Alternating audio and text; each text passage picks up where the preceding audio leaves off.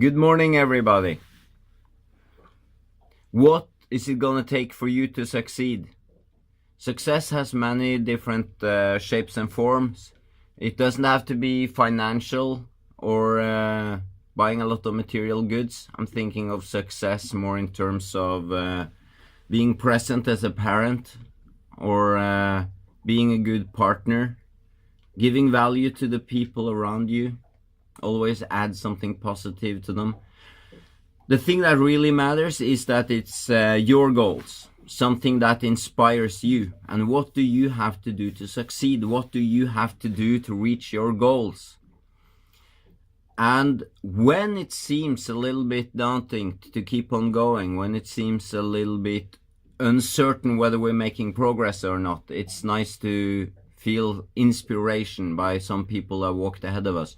So let's remember a guy called Shuichi Hiro.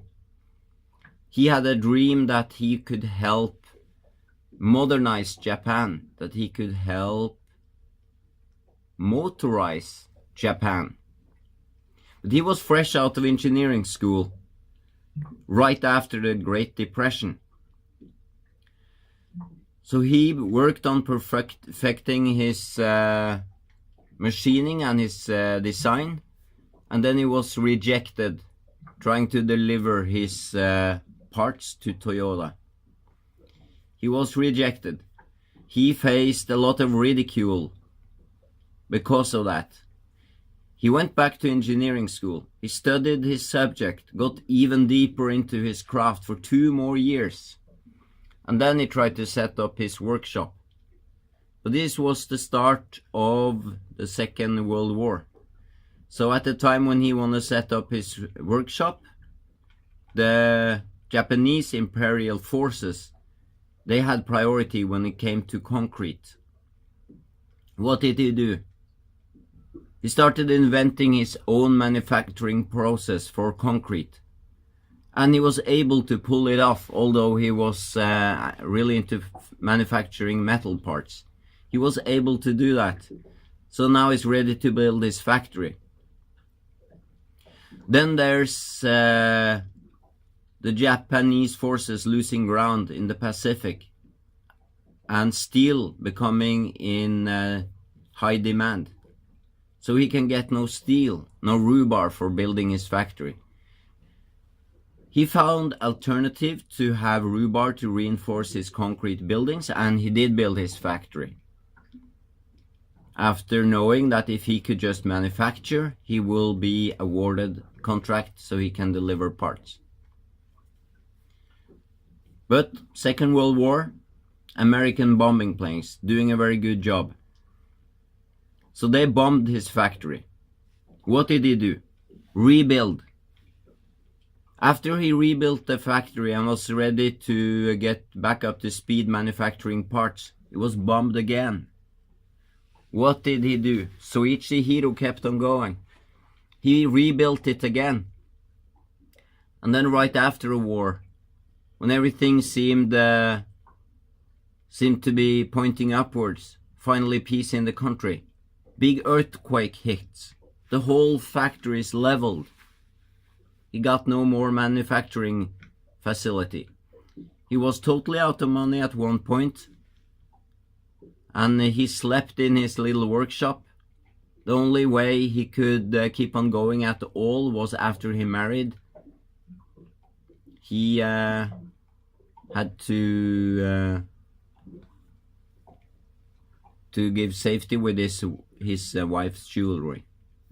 It's the only way it could keep it going at all.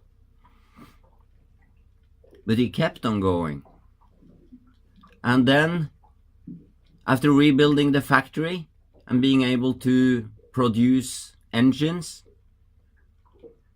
guess what? There's no fuel in Japan. Fuel is in such high demand that nobody will buy real engines anymore. So he rethinks the whole thing and decides that he will instead produce miniaturized combustion engines that can be mounted on already existing bikes, since there's not enough metals to build scooters or something like that. So he does that. But who's gonna sell it? He writes a letter. He writes another letter. Most bicycle shop owners, which he hoped would be ignited by his idea, most of them don't reply. So he writes another letter. He writes more and more letters, and then he realizes to keep the pressure up, he needs to have his own little letter press. So he does it again and again, eventually sending out more than 18,000 letters to bicycle shop owners that he can produce a miniaturized combustion engine for their bicycles so that they can motorize Japan. He gets a few funds from that, and he gets some positive feedback. So he tries to start manufacturing and selling the engines. But then fuel is even in higher demand, in less supply than before. And the combustion engine without fuel is not very useful, is it? So what does he do? He develops his own manufacturing process. And another thing that was in extremely high demand in Japan at the time as well was food, any kind of food items. So he couldn't make fuel out of coconut juice or oils from nature or corn or rice, whatever. Any food item need to go to the people. So he finds a route that's abundant in Japan and that nobody can eat, how to make alcohol out of it. So he's got fuel for the combustion engines. He does that, and he finalizes his design, and it gets the award of his last name. Honda. Now you got it. Honda Super Cub. Which scooter slash moped slash motorbike is the most manufactured in the world today? Honda Super Cub. Which factory produces more engines than anybody else on this planet today? Honda. They produce planes, snowblowers, cars, great motorbikes, so many different things, all because of his resilience. So if you try to dissect what is success, success would then consist of, from what we learned from Soichi Hiro, it would consist of abundant amounts of failures, a good dosage of resilience,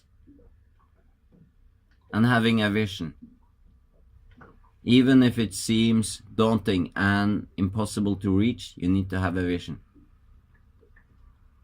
I'm out.